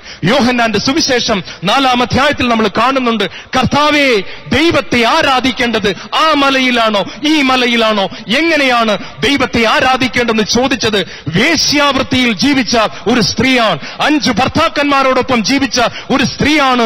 യേശുവിനോട് ധൈര്യത്തോടെ ചോദിക്കുകയാണ്, ദൈവത്തെ ആരാധിക്കേണ്ടത് എങ്ങനെയാണ്? ഒരു ബൈബിൾ പണ്ഡിതന്മാരോടും ഒരു വിദ്യാസമ്പന്നരോടും പണക്കാരോടും പറയാത്ത ഒരു മറുപടി, ഒരു വലിയ ദൈവശാസ്ത്ര രഹസ്യം യേശു പറയുകയാണ്. ആ മലയിലോ ഈ മലയിലോ ദൈവത്തെ ആരാധിക്കേണ്ട സമയം കഴിഞ്ഞു. ഇതാ, worship God in spirit and in truth. ദൈവത്തെ നിങ്ങൾ ആത്മാവിലും സത്യത്തിലുമാണ് ആരാധിക്കേണ്ടത്. അങ്ങനെയുള്ളവരെയാണ് പിതാവ് അന്വേഷിച്ചുകൊണ്ടിരിക്കുന്നത്. ഹല്ലേലൂയ. പ്രിയപ്പെട്ടവരെ, 35 കിലോമീറ്ററുകൾ യേശു നടന്നു. നിങ്ങൾക്കറിയാം 35 കിലോമീറ്റർ എന്ന് വെച്ചാൽ, എന്റെ വിശ്വാസം ശരിയാണെങ്കിൽ ഇവിടെ നിന്നും ആറ്റിങ്ങൽ വരെയുള്ള ദൂരം യേശു രാവിലെ തൊട്ട് നടക്കുകയാണ്. ഒരൊറ്റ ആളെ കാണാൻ വേണ്ടി, 10 പേരോട് പ്രസംഗിക്കാനല്ല, വലിയൊരു കൺവെൻഷനിൽ പ്രസംഗിക്കാനല്ല, വലിയ രോഗശാന്തി കൊടുക്കാനല്ല. ഒരു പാപത്തിൽ ജീവിക്കുന്ന 5 ഭർത്താക്കന്മാരുള്ള ഒരു പെണ്ണ്, അവൾ അവിടെ ഉച്ച സമയത്ത് വെള്ളം കോരാൻ വരുമെന്ന് അറിഞ്ഞ യേശു അവളെ തേടി ഒരു 35 കിലോമീറ്റർ ദൂരം നടക്കുകയാണ്. ശിഷ്യന്മാർക്ക് തോന്നിക്കാണും, യേശു എന്തിനായി 35 കിലോമീറ്റർ ഇങ്ങനെ നടക്കുന്നത്? അവിടെ ചെന്നപ്പോഴാ ഒരു പെണ്ണ് വെള്ളം കോരാൻ വരുന്നത്. ഞാൻ നിങ്ങളോട് ഒരു സത്യം പറയട്ടെ, ഞാൻ എന്റെ ശുശ്രൂഷ ജീവിതത്തിൽ 2 തരത്തിലുള്ള ആൾക്കാരെ കണ്ടിട്ടുണ്ട്. ഒന്ന്, വളരെ നല്ലവർ, കുടുംബം നോക്കുന്നവർ, സ്വന്തം കാര്യം നോക്കുന്നവർ, ഭാര്യയെ സ്നേഹിക്കുന്നവർ, ഭർത്താവിനെ സ്നേഹിക്കുന്നവർ, മക്കളെ നോക്കുന്നവർ, ആർക്കും ദ്രോഹം ചെയ്യാത്തവർ, കുറെ സൽപ്രവൃത്തിയൊക്കെ ചെയ്യുന്നവർ, ഭിക്ഷക്കാർ വരുമ്പോൾ ഭിക്ഷ കൊടുക്കുന്നവർ, അനാഥാലയത്തെ സഹായിക്കുന്നവർ. പക്ഷേ ദൈവത്തോട് യാതൊരു സ്നേഹവും ഇല്ലാത്തവർ, ദൈവത്തെക്കുറിച്ച് യാതൊരു ചിന്തയും ഇല്ലാത്തവർ, ദൈവമേ എന്ന് ഹൃദയത്തിൽ വിളിക്കാത്തവർ, ദൈവമുണ്ടോ എന്ന് പോലും ആലോചിക്കാതെ സ്വന്തം കാര്യം നോക്കി ആരെയും ഉപദ്രവിക്കാതെ ജീവിക്കുന്ന മാന്യന്മാരെ കണ്ടിട്ടുണ്ട്. മറ്റൊരു ഗ്രൂപ്പ് ആൾക്കാരെ കണ്ടിട്ടുണ്ട്. ിക്കുന്നവരായിരിക്കാം, പല പാപങ്ങളും ചെയ്യുന്നവരായിരിക്കാം. ഇതിന്റെ ഇടയിലും ഹൃദയത്തിൽ ഒരു അന്വേഷണം. Is there a God? ഒരു ദൈവമുണ്ടോ? ഒരു ദൈവമുണ്ടോ? ഒരു ദൈവമുണ്ടോ? അന്വേഷിക്കുന്നവർ. പാപത്തിന്റെ ഇടയിലും ദൈവമുണ്ടെങ്കിൽ ആ ദൈവത്തെ എനിക്ക് കാണണമെന്ന് അന്വേഷിക്കുന്നവർ. പ്രിയപ്പെട്ടവരെ, ഞാനൊരിക്കലും ഒരു ധ്യാനാവസരത്തിൽ കണ്ട കാര്യം ഓർക്കുകയാണ്. ഒരു കൊടും മദ്യപാനിയെ വീട്ടുകാരെല്ലാം കൂടി ധ്യാനത്തിന് പിടിച്ചുകൊണ്ട് വന്നതാണ്. അയാൾക്ക് അവിടെ ഇരിക്കാനൊന്നും വയ്യ. ഡയറക്ടർ സിസ്റ്റർ പറഞ്ഞു, ഡോക്ടർ ഒന്ന് സംസാരിക്കാമോ? ഞാൻ അയാൾ അടുക്കളയെ വിളിച്ചുകൊണ്ടെന്നിട്ട് പറഞ്ഞു, ചേട്ടാ, ഈശോ ഒത്തിരി സ്നേഹമാണ് കേട്ടോ. ഭാര്യയ്ക്ക് ചേട്ടന് വിലയില്ലായിരിക്കാം, ആർക്കും വിലയില്ലായിരിക്കാം, പക്ഷെ കർത്താവ് ഒത്തിരി സ്നേഹമാണ് കേട്ടോ. ചേട്ടനോടൊരു ചോദ്യം ചോദിച്ചു, ഡോക്ടറെ, ശരിക്കും യേശു ഉണ്ടോ? ഞാൻ പറഞ്ഞു, യേശു ഉണ്ട്, അല്ലെങ്കിൽ ഞാൻ ഒത്തിരി പൈസയൊക്കെ ഉണ്ടാക്കി നടക്കേണ്ട ആളല്ലേ, ഞാനിങ്ങനെ പ്രസംഗിച്ച് സമയം കളഞ്ഞിങ്ങനെ നടക്കുമെന്ന് ചേട്ടന് തോന്നുന്നുണ്ടോ? ശരിക്കും യേശു ഉണ്ട് കേട്ടോ. അയാൾ എന്റെ കൈക്ക് ഒരു മുറുക്കെ ഒരു പിടുത്തം പിടിച്ചു. എന്നിട്ട് ആ കണ്ണുകൾ നിറഞ്ഞൊഴുകാൻ തുടങ്ങി. എന്നിട്ട് എന്നോട് പറഞ്ഞു, ശരിക്കും ഞാൻ ഓർത്തത് യേശു ഇല്ലെന്നാണ് കേട്ടോ. ശരിക്കും ഞാൻ ഓർത്തത് ഇതൊക്കെ വെറുതെയാണെന്നാ കേട്ടോ. ശരിക്കും ഞാൻ ഓർത്തത് ഇതെല്ലാം കഴിഞ്ഞാൽ ഒന്നുമില്ലെന്ന്. ശരിക്കും ഉണ്ടോ ദൈവം? ഞാൻ പറഞ്ഞു, ഉണ്ട്. ഈ ധ്യാനത്തിൽ കർത്താവിനെ ഒന്ന് തേടാമോ? ഓരോ കുർബാന സമയത്തും ഈശോയെ നിന്നെ എനിക്ക് വേണമെന്നൊന്ന് പറയാമോ? അയാൾ പറഞ്ഞു, എങ്കിൽ ഞാനൊരു അരക്കൈ നോക്കിയിട്ട് തന്നെ ബാക്കി കാര്യം. പ്രിയപ്പെട്ടവരെ, ആ ധ്യാനത്തിൽ ഞാൻ ഓർക്കുകയാണ്, ഒത്തിരി നന്നായിട്ട് ജീവിക്കുന്നവരെക്കാളുമൊക്കെ വലിയ അനുഗ്രഹങ്ങളും പ്രാപിച്ചുകൊണ്ട് ഈ പാവപ്പെട്ട മനുഷ്യൻ കടന്നു പോകുന്നത് ഞാൻ കണ്ടു. കരിസ്മാറ്റിക് നവീകരണം കേരളത്തിൽ ആഞ്ഞടിച്ചപ്പോൾ നമ്മളെയൊക്കെ അത്ഭുതപ്പെടുത്തിയ ഒരു സംഭവമുണ്ടായി. ഇന്നലെ വരെ അങ്ങോട്ടും ഇങ്ങോട്ടും നോക്കി നടന്നവർ, മദ്യപിച്ച് നടന്നവർ, ഭാര്യയെ തല്ലി നടന്നവർ, വഴക്കുണ്ടാക്കി നടന്നവർ, ധ്യാനത്തിന് ചെന്നപ്പോൾ കണ്ടു കർത്താവായ യേശു പരിശുദ്ധാത്മാവായി ഇറങ്ങി വരുന്നു. ആരാധനയിൽ ദൈവ സാന്നിധ്യം അനുഭവിച്ചപ്പോൾ ചങ്ക് പൊട്ടി നിലവിളിച്ചവർ, എല്ലാം ഉപേക്ഷിച്ചുകൊണ്ട് പുതിയ സൃഷ്ടികളായി തീർന്നവർ, ദൈവത്തെ ആരാധിക്കുന്നവർ. യേശു ഒരു കാര്യം പറഞ്ഞു, പിതാവ് നോക്കിക്കൊണ്ടിരിക്കുകയാ. God is looking at you. ദൈവത്തെ അപ്പാ എന്ന് വിളിക്കുന്നവരുണ്ടോ? ദൈവത്തിന്റെ കയ്യിലിരിക്കുന്നത് വല്ലതും കിട്ടുമോ എന്നാണ് ലോകത്തിലുള്ള സകല ജനങ്ങളും നോക്കുന്നത്. അതിന്റെ അപ്പുറം ദൈവത്തിന്റെ കൈകളിലേക്ക് നോക്കാതെ ദൈവത്തിന്റെ മുഖത്തേക്ക് നോക്കിയവർ. നേരത്തെ ബ്രദർ പാടി, നീ മാത്രം മതി, നീ മാത്രം മതി, എനിക്ക് നിന്നെ വേണം. Lord Jesus, I need you, എനിക്ക് നിന്നെ മാത്രം മതി. ചേർന്ന് പറഞ്ഞേ ഹല്ലേലൂയ. പുറപ്പാട് പുസ്തകം അധ്യായം 33 നിങ്ങൾക്കറിയാം. പുറപ്പാട് പുസ്തകം അധ്യായം 33 വലിയ ഒരു യാത്ര കഴിഞ്ഞ് മോശയും ജനസമൂഹവും കാനാൻ ദേശത്തിന്റെ തൊട്ടടുത്തെത്തി. കാനാൻ ദേശം ആ റോഡിന്റെ അത്രയും ദൂരത്തിനേ ഉള്ളൂ. മോശ വന്ന് നിൽക്കുകയാണ്. ദൈവം മോശയോട് പറഞ്ഞു, മോശേ, നിന്റെ സങ്കടം തീർന്നു, നിന്റെ വേദനകൾ തീർന്നു, കഷ്ടപ്പാട് തീർന്നു. നോക്കിക്കേ, ആ കാണുന്നത് കാനാൻ ദേശം. അങ്ങോട്ട് കയറി ചെല്ലുക. ഒരൊറ്റ കാര്യം, പാലും തേനും ഒഴുകുന്ന കാനാൻ ദേശം നീ അവകാശപ്പെടുത്തിക്കൊള്ളുക. എല്ലാ എല്ലാം സ്വന്തമാക്കിക്കൊള്ളുക. ഒറ്റ പ്രശ്നമേ ഉള്ളൂ, ഞാൻ കൂടെ വരുന്നില്ല. പകരം ഒരു മാലാഖയെ ഞാൻ അയക്കാം. ആ മാലാഖ നിന്റെ കൂടെ വന്ന് സകല ശത്രുക്കളെയും തോപ്പിച്ചുകൊണ്ട് കടന്നു പോകും. നീ പോയത് സ്വന്തമാക്കുക. നമ്മളാണ് എന്തു പറയും? Praise the Lord. കർത്താവേ, നീ ഒത്തിരി നല്ലവൻ, നീ എന്റെ കണ്ണുനീര് തുടയ്ക്കുന്നവൻ, നീ വലിയവൻ. ഞാൻ സാക്ഷ്യവും കൂടെ പറയാം കേട്ടോ. ഞാൻ ഓടിച്ചെന്നത് സ്വന്തമാക്കട്ടെ. മക്കളെ പിടിയടാ, ഓടിച്ചെന്നത് സ്വന്തമാക്കടാ. നമ്മുടെ കഷ്ടപ്പാട് തീർന്നു. പക്ഷേ മോശ പറഞ്ഞു, അങ്ങ് വരത്തില്ലല്ലേ? കർത്താവ് പറഞ്ഞു, ഞാൻ വരത്തില്ല, മാലാഖയെ വിടാം. നമ്മളാണ് ചോദിക്കും, ഏത് മാലാഖയാ? ഗബ്രിയേലാണോ മിഖായേലാണോ? ഈശോ പറയും മിഖായേല. ഒത്തിരി സന്തോഷം, ഗബ്രിയേലും കൂടെ തന്നേക്കാം. നമ്മൾ പറഞ്ഞു ഹാപ്പി. മോശ പറഞ്ഞു, എങ്കിൽ അങ്ങ് കേട്ടോ, ഞാനിവിടെ നിന്ന് ഒരടി മുന്നോട്ട് വയ്ക്കില്ല. ഞാൻ ഈ വെയിലത്ത് നിൽക്കും, ഞാൻ ഈ ചൂട് കൊണ്ട് ഇവിടെ നിൽക്കും, ഞാൻ ഇവിടെ നിന്ന് ഒരടി മുന്നോട്ട് പോവില്ല. കർത്താവ് ചോദിച്ചു, എന്താ കാര്യം? നീ വരത്തില്ല എങ്കിൽ എനിക്ക് കാനാൻ ദേശം വേണ്ട. നീ ഇല്ലാത്തൊരനുഗ്രഹവും എനിക്ക് വേണ്ട. നിന്നെയാണ് എനിക്ക് വേണ്ടത്. ചേർന്ന് പറ ഹല്ലേലൂയ. നീ ഈ വെയിലത്തുള്ളതിനാൽ ഞാൻ ഈ വെയിൽ കൊണ്ട് ഇവിടെ നിൽക്കും, അങ്ങില്ലാത്ത കാനാൻ ദേശത്ത് ഞാൻ വരില്ല. കർത്താവ് ഉടനെ പറയുക, എനിക്കൊത്തിരി സന്തോഷമായി, ഞാനും കൂടെ വരാം. I will come with you. ഉടനെ കർത്താവ് പറയാണ്, ഞാൻ തന്നെ നിന്നോട് കൂടെ വരികയും നിന്നെ ആശ്വസിപ്പിക്കുകയും ചെയ്യും. പ്രിയപ്പെട്ടവരെ, നമ്മൾ ബൈബിളിൽ കാണുക, മോശയുടെ മരണസമയം വരെയും ദൈവം മോശയോട് കൂടെ നടക്കുന്നു. നമ്മുടെ കണ്ണുകൾ കർത്താവിന്റെ കൈകളിൽ നിന്നും മാറി കർത്താവിന്റെ മുഖത്തേക്ക് നോക്കേണ്ട. ദൈവമേ, എനിക്ക് നിന്നെ വേണം, നിന്നെ എനിക്ക് അനുഭവിക്കണം, നിന്നെ എനിക്ക് ആരാധിക്കണം എന്ന് പറയേണ്ട സമയം ഇതാ വന്നു കഴിഞ്ഞു. ആരാധനയെ പറ്റി 2-3 കാര്യങ്ങൾ പങ്കുവയ്ക്കാൻ ആഗ്രഹിക്കുക. ശ്രദ്ധിക്കുക. ഒന്ന്, നമ്മുടെ ആരാധന രീതിയല്ല ദൈവം നോക്കുന്നത്, ആരാധിക്കുന്ന നമ്മളെയാണ് ദൈവം നോക്കുന്നത്. മറക്കരുത്, ആരാധന രീതി അല്ല ദൈവം നോക്കുന്നത്, ആരാധിക്കുന്ന നമ്മളെയാണ് ദൈവം നോക്കുന്നത്. 1 സാമുവേൽ 16:7. മനുഷ്യൻ കാണുന്നതല്ല കർത്താവ് കാണുന്നത്, മനുഷ്യൻ പുറമെയുള്ളതെല്ലാം നോക്കിക്കൊണ്ടിരിക്കുന്നു, ദൈവമാകട്ടെ ഹൃദയത്തിലേക്ക് നോക്കുന്നു. ചേർന്ന് പറ ഹല്ലേലൂയ. വിശുദ്ധ അമ്മ ത്രേസ്യ പറയുന്നുണ്ട്, ദൈവം എപ്പോഴും നമ്മുടെ ഹൃദയത്തിലേക്ക് നോക്കുന്നു, ദൈവം ചുണ്ടുകളിലേക്ക് നോക്കുന്നില്ല, ദൈവം ഹൃദയത്തിലേക്ക് നോക്കുന്നു. ഇത് തെളിയിക്കുവാൻ ദൈവം നമ്മുടെ മുമ്പിൽ വലിയ 2-3 ഉദാഹരണങ്ങൾ വയ്ക്കുകയാണ്. ഉൽപ്പത്തി പുസ്തകം അധ്യായം 4 വചനം 4. എല്ലാവരും ഇങ്ങോട്ട് നോക്കുക. പ്രിയപ്പെട്ടവരെ, ആബേലും കായേനും ബലിയർപ്പിക്കാൻ പോയി. നിങ്ങൾക്കറിയാം, ആബേലിന്റെ ബലി ദൈവം സ്വീകരിച്ചു, കായന്റെ ബലി ദൈവം തള്ളിക്കളഞ്ഞു, ആരാധന ദൈവം തള്ളിക്കളഞ്ഞു. പക്ഷെ വചനം പറയുകയാണ്, ആബേലിലും, ശ്രദ്ധിക്കണം, ആബേലിലും അവന്റെ ബലിയിലും ദൈവം സംപ്രീതനായി, കായേനിലും അവന്റെ ബലിയിലും ദൈവം സംപ്രീതനായില്ല. ദൈവമക്കളെ, ആബേലിന്റെ ആരാധനയെ ദൈവം സ്വീകരിക്കുന്നതിന് മുൻപ് ആബേലിൽ ദൈവം സംപ്രീതനായി. ആബേലിന്റെ ഹല്ലേലൂയ വിളികളെ ദൈവം സ്വീകരിക്കുന്നതിന് മുൻപ് തന്നെ ആബേലിൽ ദൈവം സംപ്രീതനായി. കായന്റെ ബലിയെ, ആരാധനയെ തട്ടിക്കളയുന്നതിന് മുൻപ് തന്നെ ദൈവം കായന്റെ ഹൃദയത്തിലേക്ക് നോക്കിക്കൊണ്ട് പറഞ്ഞു, നിന്നിൽ ഞാൻ സംപ്രീതനല്ല. നമ്മൾ ശ്രദ്ധിക്കണം. നമ്മൾ വിചാരിക്കും, ഏത് ഇരുട്ടിലും ജീവിച്ചിട്ട് കുറെ ബാഹ്യമായ ചില ആരാധന രീതികൾ കാണിച്ചാൽ ദൈവം സംപ്രീതനാകും എന്ന് നമ്മൾ വിചാരിക്കുന്നുണ്ടെങ്കിൽ ദൈവം പറയുന്നു, നിങ്ങൾക്ക് ദൈവത്തെ ഒരിക്കലും കബളിപ്പിക്കാനാവില്ല. ചേർന്ന് പറ ഹല്ലേലൂയ. ആബേലിലും അവന്റെ ബലിയിലും ദൈവം സംപ്രീതനായി. യേശുവിന്റെ കുരിശിലെ ബലിയിൽ ദൈവം സംപ്രീതനായി. പക്ഷെ നിങ്ങളോട് ഞാൻ പറയാൻ പോകുന്നത് അതല്ല.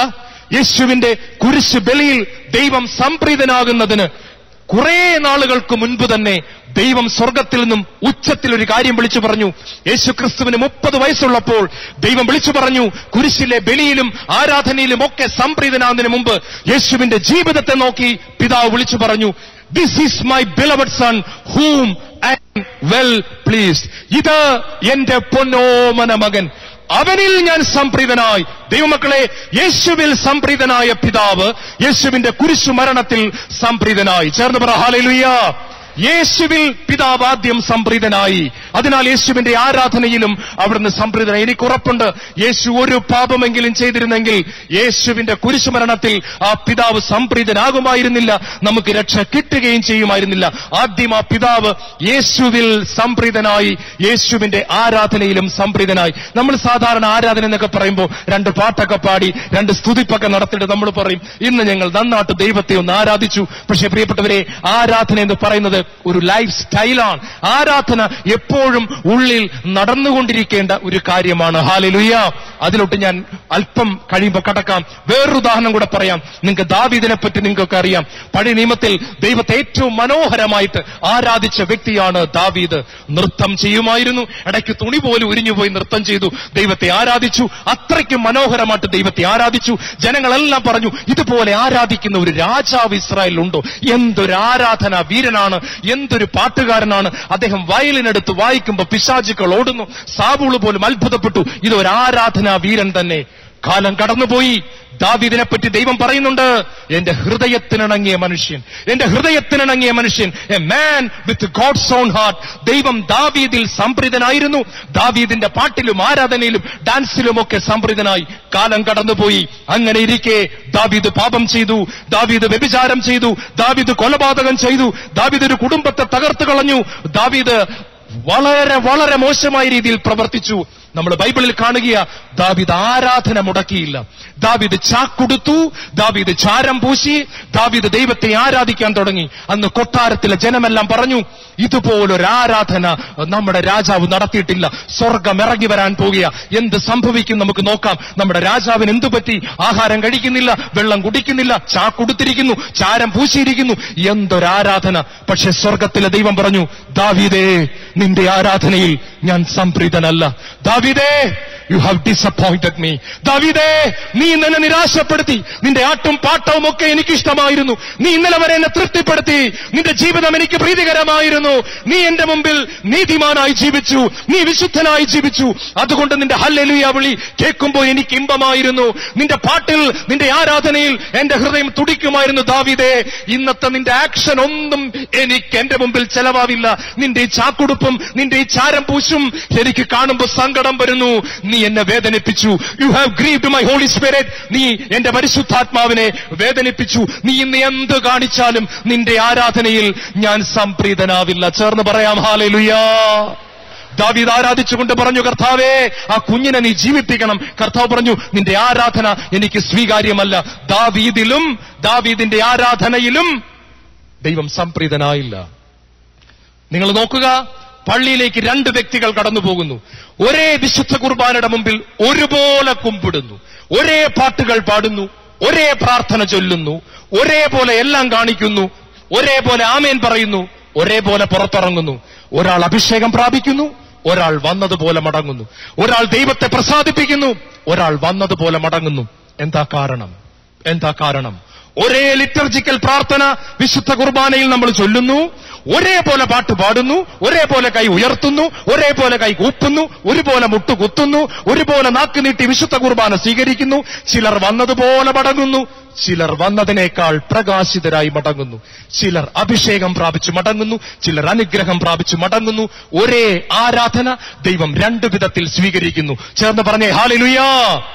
നമ്മുടെ ജീവിതത്തിൽ പ്രിയപ്പെട്ടവരെ കർത്താവ് സംസാരിക്കുകയാണ്. കർത്താവ് പറയുക, I am looking at your heart. ഇരുട്ടിന്റെ മേഖലകളെ കർത്താവിന്റെ മുമ്പിലേക്ക് കൊണ്ടുവന്നുകൊണ്ട് കർത്താവെ, ആ ഇരുട്ടിനെ മാറ്റണേ നമുക്ക് പ്രാർത്ഥിക്കാം. നിങ്ങൾക്കറിയാം, ഗബ്രിയേൽ മാലാഖ മാതാവിന്റെ മുമ്പിൽ വന്നപ്പോ മാതാവ് പറഞ്ഞു, ഇതാ കർത്താവിന്റെ ദാസി, നിന്റെ ഇഷ്ടം എന്നിൽ നിറവേറട്ടെ. നമ്മൾ പറയും, മാതാവിന്റെ അടിപൊളി സമർപ്പണമാ. എന്നാ സമർപ്പണമാ? ജോസഫ് പോയെങ്കിൽ പോട്ടെ എന്നൊക്കെയല്ലേ മാതാവ് വച്ചത്. കല്ലെറിഞ്ഞ് കൊല്ലുന്നെങ്കിൽ കൊല്ലട്ടെ, അടിപൊളി സമർപ്പണം. പക്ഷെ ഞാൻ പറയട്ടെ, ദൈവം അവിടെയല്ല സംപ്രീതനായത്.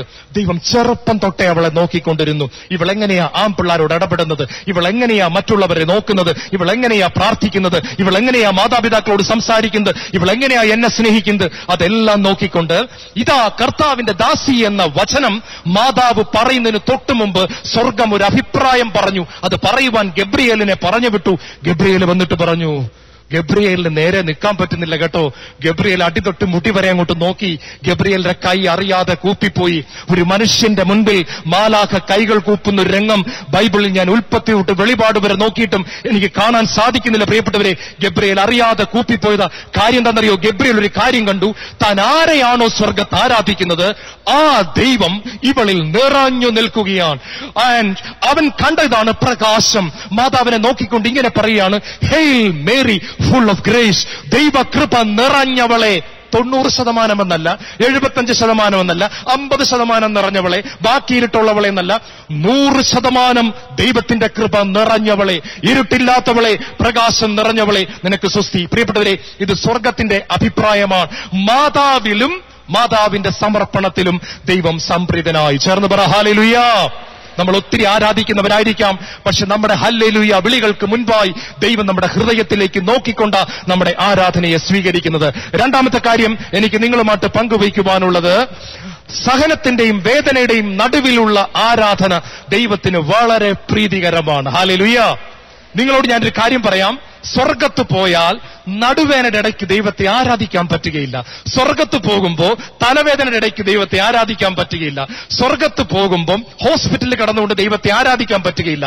സ്വർഗത്ത് പോകുമ്പോൾ ഭർത്താവ് വേദനിപ്പിച്ചിട്ട് ദൈവത്തെ ആരാധിക്കാൻ പറ്റുകയില്ല. മക്കൾ അനുസരണക്കേട് കാണിക്കുമ്പോൾ ദൈവത്തെ ആരാധിക്കാൻ പറ്റുകയില്ല. കടബാധ്യതയിടയിലും ദൈവത്തെ ആരാധിക്കാൻ പറ്റുകയില്ല. അവിടെ യാതൊരു സഹനങ്ങളുമില്ല. ചേർന്ന് പറഞ്ഞേ ഹല്ലേലൂയ. നിങ്ങൾക്കറിയാം, അപ്പോസ്തലന്മാരായ പൗലോസും സീലാസും കൂടി 2 കപ്പൽ ടിക്കറ്റ് ബുക്ക് ചെയ്തു. അവർ ബുക്ക് ചെയ്ത് എവിടേക്കാണെന്നറിയാമോ? ഏഷ്യയിലേക്ക് പോകാൻ വേണ്ടി അവർ ബുക്ക് ചെയ്തു. ബുക്ക് ചെയ്ത് ബാഗൊക്കെ പാക്ക് ചെയ്ത് നിർത്തിയിട്ട് പൗലോസ് സീലാസിനോട് പറഞ്ഞു, എടാ ഒന്ന് പ്രാർത്ഥിക്കാം, നമുക്കൊന്ന് പ്രാർത്ഥിച്ചിട്ട് കപ്പലിലോട്ട് പോകാം. രണ്ടുപേരും കൂടെ ഹല്ലേലൂയ ഹല്ലേലൂയ എന്ന് വിളിക്കുമ്പോൾ പൗലോസ് ഒരു ദർശനം കാണുകയാണ്. മാസിഡോണിയ എന്ന് എഴുതി കാണിക്കുന്നു, മലയാളം ബൈബിളിൽ മക്കദോനിയ. പൗലോസ് പറഞ്ഞു, സീലാസെ, കർത്താവ് വേറൊരു സ്ഥലത്തോട്ട് പോകാനാ കാണിക്കുന്നത്, നമുക്ക് അങ്ങോട്ട് പോകാം, ഏഷ്യയിലോട്ട് പോകണ്ട. ഓടി രണ്ടുപേരും കൂടെ പോയി ടിക്കറ്റ് ക്യാൻസൽ ചെയ്ത് മക്കദോനിയയിലോട്ടുള്ള കപ്പലിൽ രണ്ടുപേരും കൂടെ കയറിയിരിക്കുകയാണ്. കപ്പൽ വിട്ടു. രണ്ടുപേരും കൂടെ പറയാ, അടിപൊളി ക്രൂസൈഡ് ആയിരിക്കും അവിടെ ചെല്ലുമ്പോൾ. ഒരു 10 ലക്ഷം പേരെങ്കിലും മിക്കവാറും നമ്മളെ കേൾക്കാൻ വരും. നല്ല ഒരു കൊയ്ത്തായിരിക്കും അവിടെ ചെല്ലുമ്പോൾ. വലിയ അത്ഭുതങ്ങൾ നടക്കും, വലിയ രോഗശാന്തി നടക്കും, വീൽ ചെയറിൽ ആളുകൾ എഴുന്നേക്കും, അന്ധന്മാർ കാണും, മിക്കവാറും മരിച്ചവർ ഉയർപ്പിക്കപ്പെടാൻ സാധ്യതയുണ്ട്. മക്കദോനിയ മുഴുവനും ദൈവരാജ്യമാകാൻ പോകുക.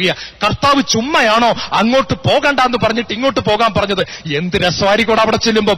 വലിയ അത്ഭുതമായിരിക്കും. വലിയ പ്രതീക്ഷയോടെ പൗലോസും സീലാസും അവിടെ ചെന്ന് കപ്പലിറങ്ങി. പ്രിയപ്പെട്ടവരെ, കപ്പലിറങ്ങി ആദ്യത്തെ പ്രസംഗം പ്രസംഗിപ്പിച്ചപ്പോ തന്നെ രണ്ടുപേരെയും പിടിച്ച് തൂണിലോട്ട് കെട്ടിയിട്ടു കേട്ടോ. എന്നിട്ട് ആ വസ്ത്രമെല്ലാം അങ്ങോട്ട് ഉരിഞ്ഞെടുത്തു. ചാട്ടയ്ക്കടി 1 കുറയ 40, 39 അടി ചാട്ടയ്ക്ക്. മാംസമെല്ലാം പറഞ്ഞു തൂങ്ങി, രക്തമൊഴുകി. ഇറച്ചിക്കടയിൽ ഇറച്ചി കെട്ടി തൂക്കിയിട്ടിരിക്കുന്നത് പോലെ പുറത്ത മാംസമെല്ലാം പറഞ്ഞു. രണ്ടുപേരെയും കൂടെ ചങ്ങലയ്ക്ക് കെട്ടി ജയിലിൽ കൊണ്ടുപോയി തള്ളി. കൈക്കും കാലിനും ആ ചങ്ങലയിട്ടു. രാത്രിയായി, ഉറങ്ങാൻ പറ്റുന്നില്ല, നിലവിളിയ. പാതിരാത്രി സമയം സീലാസ് ചോദിച്ചു, പൗലോസേ, നീ ഉറങ്ങിയോ? പൗലോസ് പറഞ്ഞു, ഇല്ല. നീ ഉറങ്ങിയോ? ഉറക്കം വരുന്നില്ല, നല്ല വേദനയാ. എനിക്ക് നല്ല വേദനയുണ്ട്. എടാ, നീ കണ്ട ദർശനം ശരിയായിരുന്നോ? നമ്മൾ ആദ്യമായി ഏഷ്യയിലോട്ട് പോകാൻ പോയതല്ലേ? നീ അല്ലടാ പറഞ്ഞത് മക്കദോനിയയിലോട്ട് പോകാൻ. ഇപ്പൊ അടി കിട്ടിയത് തന്നെ മിച്ചം. എന്നാ പറയാനാ? ആട്ടെ, നീ എന്ത് ചെയ്യാൻ പോവുക? സീലാസേ, പൗലോസ ചങ്ങല കുലുക്കി. എലി ഓടുന്നു, പാറ്റ ഓടുന്നു. പൗലോസ ചങ്ങല കുലുക്കിട്ട് പറഞ്ഞു, സീലാസേ, ഒരു ബൈബിൾ കൺവെൻഷൻ നടക്കുന്ന ഒരു വേദിയിലായിരുന്നു ഞാനും നീയും നിന്നിരുന്നതെങ്കിൽ നമ്മളിപ്പോ എന്ത് ചെയ്യുമായിരുന്നു? സീലാസ് പറഞ്ഞു, നമ്മളിപ്പോ ദൈവത്തെ പ്രൈസ് ആൻഡ് വർഷിപ്പ് ടൈം ആണല്ലോ, ഇപ്പം ദൈവത്തെ ആരാധിക്കുകയും സ്തുതിക്കുകയും ചെയ്യേണ്ട സമയമാണ്. എങ്കിൽ അത് തന്നെ ഞാനിവിടെ ചെയ്യും, നീയും ചെയ്യും, നമ്മൾ ചെയ്യും. ചേർന്ന് പറ ഹല്ലേലൂയ. സീലാസ് പറഞ്ഞു, എനിക്ക് മനസ്സിലായില്ല ചേട്ടാ. പൗലോസ് പറഞ്ഞു, മനസ്സിലാക്കി തരാം. നമ്മൾ സ്റ്റേജിൽ നിന്ന് ദൈവത്തെ ആരാധിക്കുമ്പോൾ നമുക്ക് മൈക്ക് കിട്ടും. അന്ന് മൈക്കില്ല, എന്നാലും ഞാൻ പറയാം, നല്ല ഓർഗനുണ്ട്, പാട്ടുണ്ട്. ഇവിടെ നമുക്ക് നല്ല വേദനയാണ്, പാറ്റയുണ്ട്, എലിയുണ്ട്, നാറ്റമുണ്ട്, ജയിലാണ്. പക്ഷേ ആ മുറിവിന്റെ ഇടയിൽ കിടന്നൊരയുന്ന ചങ്ങലകളെ കുലുക്കിക്കൊണ്ട് നീ ആ കൈയും കാലും ഉയർത്തി നമുക്ക് ദൈവത്തെ ആരാധിക്കാം. തടവുകാർ പെട്ടെന്നൊരു ശബ്ദം കേട്ടു. ഒരിക്കലും കേൾക്കാത്ത ഒരു ആരാധന ഗാനം നമ്മൾ കേട്ടു. അർദ്ധരാത്രിയിൽ കാരാഗൃഹത്തിൽ പൗലോസും സീലാസും പ്രാർത്ഥിച്ചു. തടവുകാർ കേൾക്കേ അവർ പാടി സ്തുതിച്ചു കർത്താവാം യേശുവിൻ നാമം. പ്രിയപ്പെട്ടവരെ, ഞാൻ ഈ പറഞ്ഞു ഇതാണ്, രാത്രിയിൽ രക്തമൊഴുകുന്ന കൈകൾ കുലുക്കി, രക്തമൊഴുകുന്ന കാലുകൾ കുലുക്കി, പറഞ്ഞു തൂങ്ങിയ മാംസമാട്ടി അവർ ദൈവത്തെ ആരാധിച്ചുകൊണ്ടിരുന്നു. ഈ സമയത്ത് സ്വർഗത്തൊരു സംഭവമുണ്ടായി. ദൈവം, വലിയവനായ ദൈവം ആ സിംഹാസനത്തിലിരുന്ന് ഗബ്രിയേലിന്റെ ആരാധന കേട്ടുകൊണ്ടിരിക്കുകയാണ്. മിഖായേലിന്റെ ആരാധന കേട്ടുകൊണ്ടിരിക്കുക, മാലാഖമാരുടെ ആരാധന കേട്ടുകൊണ്ടിരിക്കുക. ദൈവം പറഞ്ഞു, മിണ്ടിപ്പോകരുത്, ഒറ്റ മാലാഖ മിണ്ടരുത്. കീപ് ക്വയറ്റ്, കീപ് ക്വയറ്റ്, ആരും മിണ്ടരുത്. അവർ ചോദിച്ചു, ഞങ്ങൾ അങ്ങേ വേദനിപ്പിച്ചോ? ഞങ്ങൾ അങ്ങേ വേദനിപ്പിച്ചോ? എന്തുകൊണ്ടാണ് ആരാധിക്കരുതെന്ന് പറഞ്ഞത്? ഞങ്ങൾ പാപം ചെയ്തെങ്കിൽ ക്ഷമിക്കണം. ദൈവം പറഞ്ഞു, പാപം ചെയ്തിട്ടല്ല. നിങ്ങൾക്കാർക്കെങ്കിലും എന്തെങ്കിലും വേദനയുണ്ടോ? തലവേദനയുണ്ടോ? സഹനമുണ്ടോ? ശരീരം എവിടെയെങ്കിലും മുറിഞ്ഞിട്ടുണ്ടോ? ഒരല്പം ബ്ലഡ് വരുന്നുണ്ടോ? നിർത്ത്. ഇതാ ഭൂമിയിലേക്ക് നോക്കൂ, ഒരു സൗരഭ്യം ഉയർന്നു വരുന്നു. എന്റെ 2 പൊന്നുമക്കൾ സഹനത്തിന്റെ ഇടയിൽ, വേദനയുടെ ഇടയിൽ അവര് എന്നെ ആരാധിക്കുന്നു. എനിക്ക് കുറച്ചു നേരത്തേക്ക് നിങ്ങളുടെ ആരാധന കേൾക്കണ്ട, എനിക്ക് എന്റെ മക്കളുടെ ആരാധനയാ വലുത്. വേദനയുടെ ഇടയിൽ എന്റെ മക്കൾ എന്നെ എല്ലാം പറഞ്ഞ് ആരാധിക്കുകയാണ്, എനിക്ക് ആ ആരാധന കേൾക്കണം. എന്നിട്ട് അപ്പൻ അറിയാതെ ഒന്ന് താളം പിടിച്ചു. അവരുടെ പാട്ട് കേട്ട് അപ്പനൊന്ന് താളം പിടിച്ചു. ആദ്യത്തെ താളമടിയിൽ തന്നെ ജയിലിന്റെ അടിത്തറ ചെലുതാട്ടുന്നു കുലുങ്ങി. രണ്ടാമത് അപ്പൻ താളമടിച്ചു. രണ്ടാമത്തെ താളമടിയിൽ ജയിലിന്റെ ഫൗണ്ടേഷൻ കുലുങ്ങി. മൂന്നാമത്തെ താളമടിയിൽ ചങ്ങലകളെല്ലാം അഴിഞ്ഞു വീണു. നാലാമത്തെ താളമടിയിൽ കെട്ടിടം മുഴുവൻ നിലംപതിച്ചു.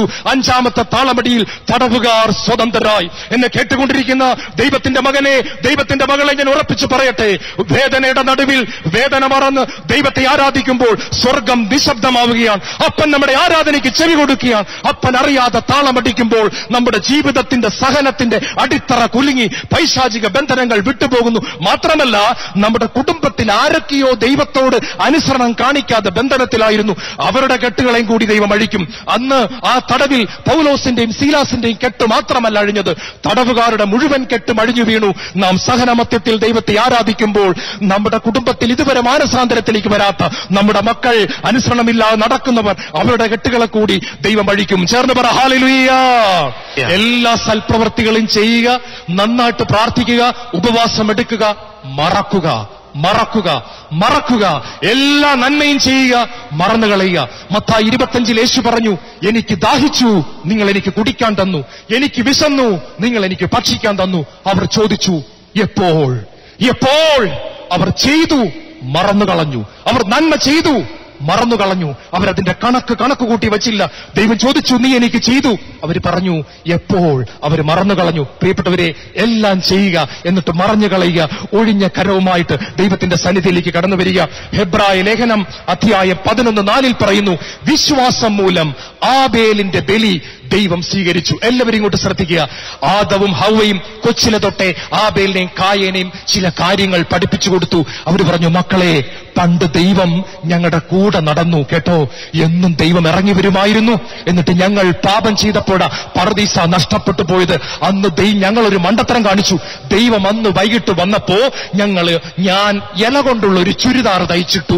നിന്റെ പപ്പ ഈ ആദ ഉണ്ടല്ലോ, അത്തി ഇലകൾ കൊണ്ടുള്ള ഒരു പാന്റും ഷർട്ടും തയ്ച്ചിട്ടിട്ട് ഞങ്ങൾ രണ്ടുപേരും ഇലയുടെ ചുരിദാറും ഇലയുടെ പാന്റും ഇട്ടുകൊണ്ട് ദൈവത്തിന്റെ മുമ്പിൽ പോയി നിന്ന് ദൈവത്തെ ആരാധിക്കാൻ തുടങ്ങി. ദൈവം പറഞ്ഞു, ഈ വേല എന്റെ അടുത്ത് ഇറക്കരുത്. നിങ്ങളുടെ യോഗ്യതയിൽ പാപത്തെ സ്വയം മറയ്ക്കാമെന്ന് വിചാരിക്കരുത്. പാപത്തെയും കുറവുകളെയും മറച്ചു പിടിച്ചുകൊണ്ട് എന്റെ മുമ്പിൽ വരാമെന്ന് വിചാരിക്കരുത്. എന്നിട്ട് അവര് പറഞ്ഞു, മക്കളെ, ദൈവം ആ വസ്ത്രം ഉരിഞ്ഞു കളഞ്ഞു, ഇലയുടെ ഉടുപ്പ് ഉരിഞ്ഞു കളഞ്ഞു. എന്നിട്ട് ഞങ്ങളുടെ മുമ്പിൽ വെച്ച് ഒരാടിനെ ദൈവം കൊന്നു. എന്നിട്ട് ആടിന്റെ തൊലി ഉരിഞ്ഞെടുത്തു. ഞങ്ങൾ നോക്കിയപ്പോ രക്തമൊഴുകുന്ന ഒരു ആടിന്റെ തൊലി. ആ ആടിന്റെ തൊലി കൊണ്ട് ഈ പപ്പയെയും മമ്മിയെയും ദൈവം ഉടുപ്പിച്ചു. എന്നിട്ട് ദൈവം ഞങ്ങളോട് പറഞ്ഞു, മക്കളെ, ഇനി എന്റെ മുൻപിൽ വരുമ്പോൾ ഈ ഓർമ്മയിൽ വേണം വരാൻ. എന്റെ മകനെ ഞാൻ അയക്കും. അവൻ ലോകത്തിന്റെ കുഞ്ഞാടായി ഈ ലോകത്തിലേക്ക് കടന്നു വരും. അവന്റെ വസ്ത്രങ്ങൾ ഉരിഞ്ഞെടുക്കും, അവന്റെ രക്തം ചിന്തും, അവന്റെ രക്തത്തിന്റെ ഉടുപ്പുമിട്ടുകൊണ്ട് വേണം, അവന്റെ രക്തത്താൽ കഴുകപ്പെട്ടു വേണം എന്റെ സന്നിധിയിലേക്ക് ഇനി കടന്നു വരാൻ. നിങ്ങളുടെ യോഗ്യതയിൽ നിങ്ങൾ കടന്നു വരരുത്, നിങ്ങൾ പാപികളാ. ഈ പാഠം ആദത്തെയും ഹവ്വയെയും ദൈവം പഠിപ്പിച്ചത് അവർ ആബേലിനെയും കായേനെയും കൊച്ചിലെ തൊട്ട് പഠിപ്പിച്ചു കൊടുത്തു, കാറ്റഗിസം പഠിപ്പിച്ചു കൊടുത്തു. രണ്ടുപേരും വലുതായി, ആരാധനയുടെ സമയമായി. കായേൻ വിചാരിച്ചു, ഞാൻ അത്ര വലിയ കുഴപ്പക്കാരനൊന്നുമല്ല, ഞാൻ വലിയ ദ്രോഹമൊന്നും ചെയ്തിട്ടില്ല, എനിക്ക് എന്റെ യോഗ്യതയിൽ പോകാം. വെണ്ടയ്ക്കായും മത്തങ്ങായും പച്ചക്കറിയും പടവലങ്ങയും എല്ലാം കൂടെ കെട്ടിപ്പിറക്കി കൊണ്ടിയെന്ന് അങ്ങോട്ട് വച്ചിട്ട് പറഞ്ഞു, ദൈവമേ, ഞാൻ എത്ര കഷ്ടപ്പെട്ട ഇത് വളർത്തിയെന്നറിയാവോ? വെള്ളം ഒഴിച്ചു, പ്രാണികൾ വരാതെ ഓടിച്ചു, ചാണകമിട്ടു, വളമിട്ടു, ഞാൻ ഒത്തിരി വിയർത്തൊലിച്ചതിന്റെ ഫലമായി എന്റെ പച്ചക്കറികളെ നീ സ്വീകരിക്കണമേ. ദൈവം അത് സ്വീകരിച്ചില്ല. ശ്രദ്ധിക്കുക മക്കളെ, ആബേൽ അവന്റെ ബലിയുടെ സമയമായി, അവന്റെ ആരാധനയുടെ സമയമായി. അവന്റെ അപ്പനും അമ്മയും അവനെ പഠിപ്പിച്ചത് അവൻ ഓർത്തു. മോനെ, സ്വന്തം യോഗ്യതയിൽ ദൈവത്തിന്റെ അടുത്ത് ചെല്ലരുത്. ദൈവത്തിന്റെ പൊന്നോമന പുത്രൻ വരും, അവൻ കുരിശിൽ മരിക്കും. ആ കുഞ്ഞാടിന്റെ യോഗ്യതയിൽ വേണം പോകാൻ. അവന്റെ ആട്ടിൻകൂട്ടത്തിൽ നിന്നും ഏറ്റവും നല്ല കുഞ്ഞാടിനെ തെരഞ്ഞെടുത്തു. കുറവുകളില്ലാത്ത കുഞ്ഞാട്, നല്ല വെളുത്തു കൊഴുത്തിരിക്കുന്ന കുഞ്ഞാട്, ഒരു കുറവുമില്ലാത്ത കുഞ്ഞാട്. അതിനെ അവൻ മാറോട് ചേർത്ത് പിടിച്ചു. എന്നിട്ട് അവൻ ആരാധന അർപ്പിക്കാൻ വരുമ്പോൾ അവൻ ദൈവത്തെ നോക്കിക്കൊണ്ട് പറഞ്ഞു, ദൈവമേ, ഞാൻ വരുന്നത് എന്റെ യോഗ്യതയിലല്ല. ഈ കുഞ്ഞാടിനെ നീ ഓർക്കണമേ. അങ്ങയുടെ പുത്രൻ, ലോകത്തിന്റെ പാപം ചുമക്കുന്ന ദൈവത്തിന്റെ കുഞ്ഞാടിനെ ഞാൻ വിശ്വാസത്താൽ കാണുന്നു. എനിക്ക് വേണ്ടി വരാൻ പോകുന്ന കുഞ്ഞാടിനെ, ഈ കുഞ്ഞാടിന്റെ യോഗ്യതയിൽ, അങ്ങയുടെ പുത്രന്റെ യോഗ്യതയിൽ എന്റെ ആരാധന സ്വീകരിക്കണമേ. ദൈവം ഉടൻ അഗ്നി അയച്ചു. ആബേലിന്റെ ബലി ദൈവം സ്വീകരിച്ചു. പരിശുദ്ധാത്മാവ് ഹെബ്രായർ 11 പറയുകയാണ്, വിശ്വാസം മൂലം ആബേലിന്റെ ബലി ദൈവം സ്വീകരിച്ചു. യേശുവിൽ പ്രിയപ്പെട്ടവരെ, നിങ്ങൾ ഒത്തിരി നല്ലവരായിരിക്കാം, എനിക്ക് ഉറപ്പാ. വലിയ കുഴപ്പമൊന്നും ചെയ്തവരൊന്നും ആയിരിക്കത്തില്ല.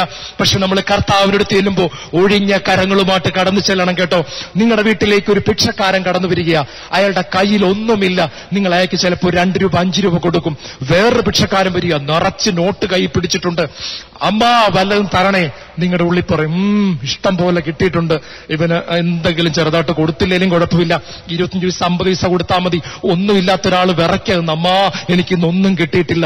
നിങ്ങൾ പറയും, ചേട്ടൻ ചായ കുടിച്ചോ, ഇന്നാ 10 രൂപ പിടിച്ചോ, ഊണ് മേടിച്ച് കഴിച്ചോ. പ്രിയപ്പെട്ടവരെ, ദൈവത്തിന്റെ സന്നിധിയിലേക്ക് ദൈവത്തെ ആരാധിക്കാൻ ചെല്ലുമ്പോൾ, ഇനിയുള്ള നിമിഷങ്ങളിൽ നാം പള്ളിയിൽ ചെന്നാലും നാം പറയണേ, എനിക്ക് അങ്ങേക്ക് തരാൻ ഒന്നുമില്ല, ഒഴിഞ്ഞ കരങ്ങളുമായി ഞാൻ വരുന്നു. ഒഴിഞ്ഞ കരങ്ങളുമായി മാതാവ് പറഞ്ഞു, വിശക്കുന്നവരെ അവൻ വിശിഷ്ട വിഭവങ്ങൾ കൊണ്ട് സംതൃപ്തരാക്കി. നമ്മുടെ നന്മയൊക്കെ അങ്ങോട്ട് മാറ്റിവെക്കാൻ കേട്ടോ. അതൊന്നും ദൈവത്തിനടുത്ത് ചെലവാക്കാനോട്ട് കൊണ്ടുചെല്ലണ്ട. നമുക്ക് ചെറുതായി ഒന്നുമില്ലാത്തവരായിട്ട് ചെല്ലാം, എല്ലാ നന്മയും ചെയ്തിട്ട് മറന്നു കളഞ്ഞിട്ട് ചെല്ലാം.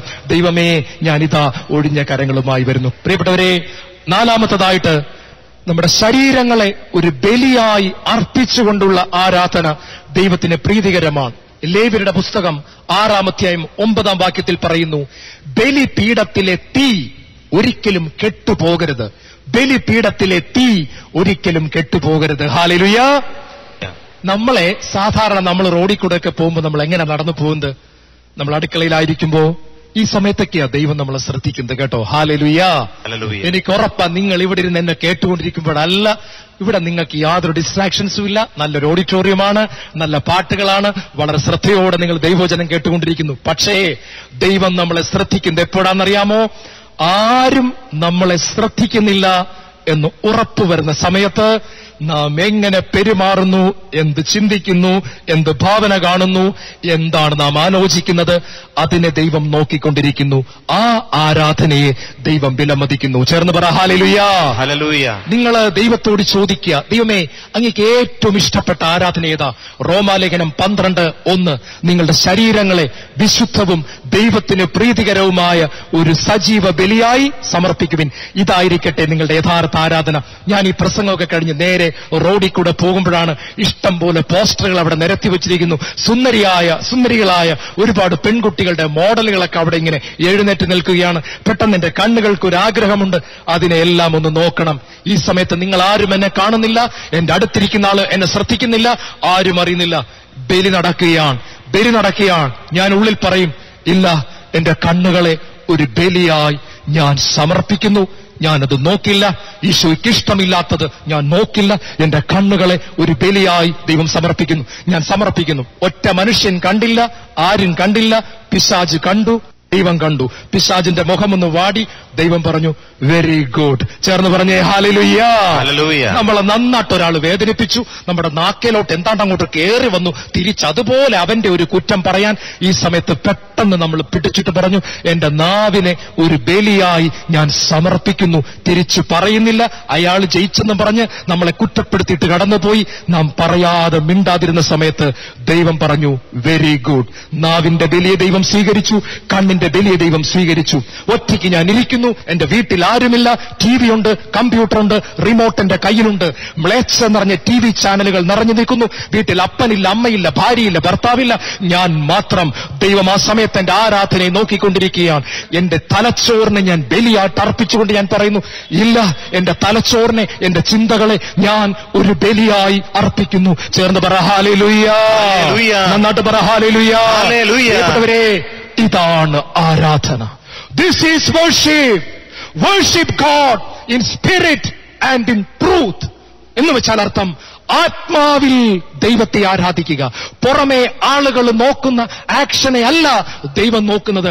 ആത്മാവിലെ നമ്മുടെ സ്നേഹം, ആത്മാവിലെ നമ്മുടെ കത്തൽ, ആത്മാവിൽ ഈശോയുള്ള നമ്മുടെ എരിയുന്ന സ്നേഹം, ആത്മാവിലും സത്യത്തിലും സത്യമായവന്റെ വചനത്തെ അനുസരിച്ചുകൊണ്ട് ജീവിക്കുന്ന ഒരു ആരാധന ദൈവത്തിന് പ്രിയപ്പെട്ടതാ. ചേർന്ന് പറഞ്ഞേ ഹല്ലേലൂയ. നന്നായിട്ട് പറ ഹല്ലേലൂയ. ഈ ആരാധനയിൽ ദൈവം സംപ്രീതനാവുന്നു. അവസാനത്തെ ആരാധന നമുക്കുള്ളത് പങ്കുവയ്ക്കുന്ന ആരാധന. ഹെബ്രായർ 11:16 നന്മ ചെയ്യുന്നതിലും നമുക്കുള്ളത് പങ്കുവയ്ക്കുന്നതിലും ഉപേക്ഷ വരുത്തരുത്.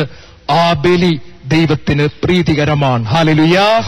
പ്രിയപ്പെട്ടവരെ, ഞാൻ ഓർക്കുകയാണ്, മനുഷ്യൻ പാപം ചെയ്തപ്പോൾ ദൈവം സ്വർഗത്തിരുന്ന് ഒത്തിരി പ്രാവശ്യം പറഞ്ഞു, ഐ ലവ് യു മക്കളെ, എനിക്ക് നിന്നോടുള്ള സ്നേഹം അനന്തമാണ്, അമ്മ മറന്നാലും നിന്നെ മറക്കില്ല. ഒത്തിരി ഡയലോഗൊക്കെ ദൈവം അടിച്ചു. പക്ഷെ പറഞ്ഞുകൊണ്ടിരുന്നില്ല, തന്റെ പുത്രനെ നൽകി. He gave his only sun. ദൈവത്തിന്റെ സ്വഭാവം സ്നേഹമാണ്. സ്നേഹം നൽകുന്നത്. എന്താ സ്നേഹവും ഇഷ്ടവും തമ്മിലുള്ള വ്യത്യാസം? ഞാൻ ആദ്യമായിട്ട് പെണ്ണ് കാണാൻ പോയപ്പോ എന്റെ കൂട്ടുകാരന്മാർ പുറത്തിറങ്ങിയപ്പോ ചോദിച്ചു, നിനക്കവളെ സ്നേഹമായോ എന്നാണോ ചോദിച്ചത്? എന്താ ചോദിച്ചത്? നിനക്കവളെ ഇഷ്ടമായോ? ഇപ്പൊ എന്റെ കൂട്ടുകാരനോട് ചോദിക്കുന്നത്, നിനക്ക് നിന്റെ ഭാര്യയെ ഇഷ്ടമാണോ എന്നല്ല ചോദിക്കുന്നത്, നിനക്ക് നിന്റെ ഭാര്യയോട് സ്നേഹമാണ്. ദൈവത്തെ ഇഷ്ടമുള്ള ഒത്തിരി ആൾക്കാരെ ഞാൻ കണ്ടിട്ടുണ്ട്. But love him, love him, love him. കർത്താവ് പറഞ്ഞില്ല പൂർണ്ണ ഹൃദയത്തോടെ എന്നെ ഇഷ്ടപ്പെടുക, അതാണ് ഒന്നാമത്തെ കൽപ്പന. പൂർണ്ണ ഹൃദയത്തോടെ, പൂർണ്ണ ആത്മാവോടെ, പൂർണ്ണ മനസ്സോടെ എന്നെ ഇഷ്ടപ്പെടുക, അതാണോ? നോ, അങ്ങനെയല്ല പറഞ്ഞത്. ലവ്, എവിടെ സ്നേഹമുണ്ടോ അവിടെ ഒരു കൊടുക്കലുണ്ട്. അമ്മ കുഞ്ഞിനെ സ്നേഹിക്കുന്നു, രക്തം പാലാക്കി ആ കുഞ്ഞിന്റെ വായിലേക്ക് ചുരത്തുന്നു. അമ്മ കുടുംബത്തെ സ്നേഹിക്കുന്നു, ആരോഗ്യം വിയർക്കാക്കി അടുക്കളയിൽ അധ്വാനിക്കുന്നു. എവിടെ സ്നേഹമുണ്ടോ അവിടെ ഒരു കൊടുക്കലുണ്ട്. പ്രിയപ്പെട്ടവരെ, നമുക്ക് ദൈവം സമ്പത്ത് തരുമ്പോൾ, പ്രാർത്ഥിക്കാൻ കൃപ തരുമ്പോൾ നമുക്ക് വേണ്ടി മാത്രമാകാതെ വേദനിക്കുന്നവരിലേക്കും കൂടി അത് കൊടുത്തുകൊണ്ടുള്ള ഒരു ജീവിതം. ഈശോ പറഞ്ഞു, ഈ കൈ കൊടുക്കുന്നത് ഈ കൈ അറിയരുത്. രഹസ്യങ്ങൾ അറിയുന്ന പിതാവ് പ്രതിഫലം തരും. ചേർന്ന് പറ ഹല്ലേലൂയ. രഹസ്യങ്ങൾ അറിയുന്ന പിതാവ് വെറുതെ വിടുമെന്നല്ല പറഞ്ഞത്.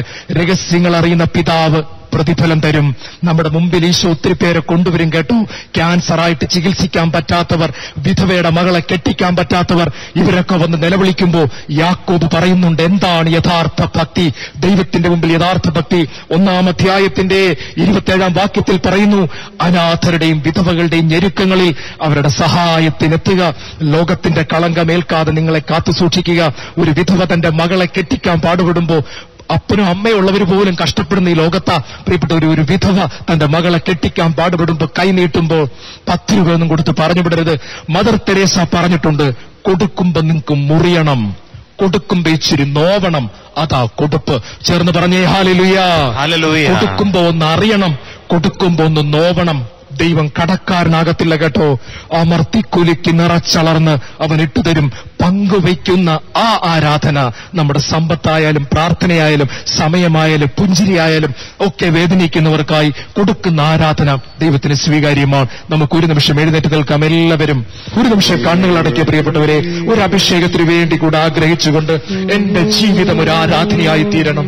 24 മണിക്കൂറും നീണ്ടു നിൽക്കുന്ന ഒരു ആരാധന, എന്റെ ലൈഫ് ഒരു ആരാധനയാണ്. കത്തുന്നൊരു പന്തമായി ഞാൻ തീരും. ദൈവപിതാവേ, ആരാധിക്കുന്ന എല്ലാ കണ്ണുകളും അടയട്ടെ. ഓ ഫാദർ, ഫാദർ, ഫാദർ. ദൈവപിതാവേ, അങ്ങയെ ഞാൻ ആരാധിക്കുന്നു, സ്തുതിക്കുന്നു. ദൈവപിതാവേ, അങ്ങയെ ആരാധിക്കുന്നു, സ്തുതിക്കുന്നു.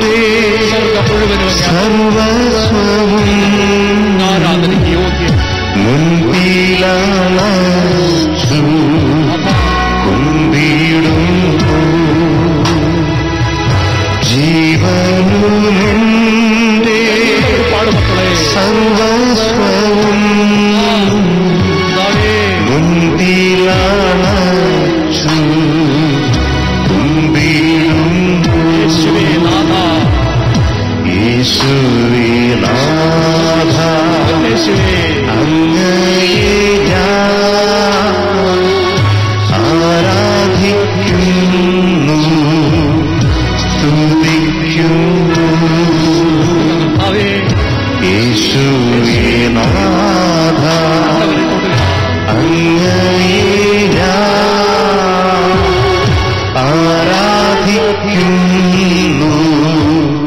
സ്തുതിക്കുന്നു. ജീവനുമെന്റെ സർവസ്വവും മുൻപിലണച്ചു കുമ്പിടുന്നു. ജീവനു എന്റെ സർവസ്വവും മുൻപിലണച്ചു കുമ്പിടുന്നു. ആവരാത്മാവേ അങ്ങയെ ഞാൻ ആരാധിക്കുന്നു, സ്തുതിക്കുന്നു.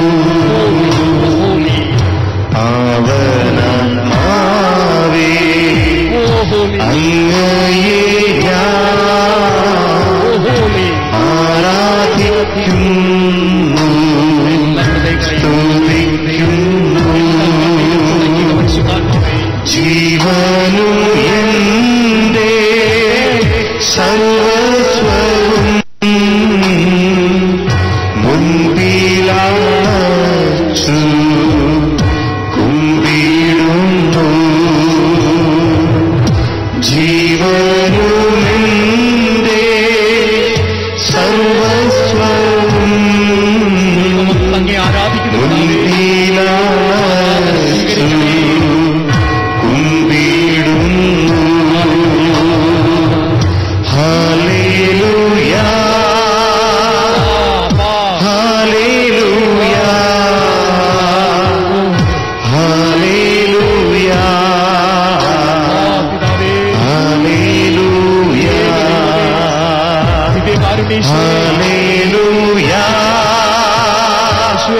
ഹല്ലേലൂയ, ഹല്ലേലൂയ, ഹല്ലേലൂയ, ഹല്ലേലൂയ, ഹല്ലേലൂയ, ഹല്ലേലൂയ.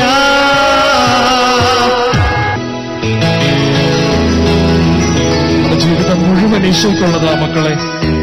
ഈശോയെ നമ്മൾ ഒത്തിരി സ്നേഹിക്കണം. ഈശോയെ നമ്മളെല്ലാം മറന്ന് സ്നേഹിക്കണം എപ്പോഴും.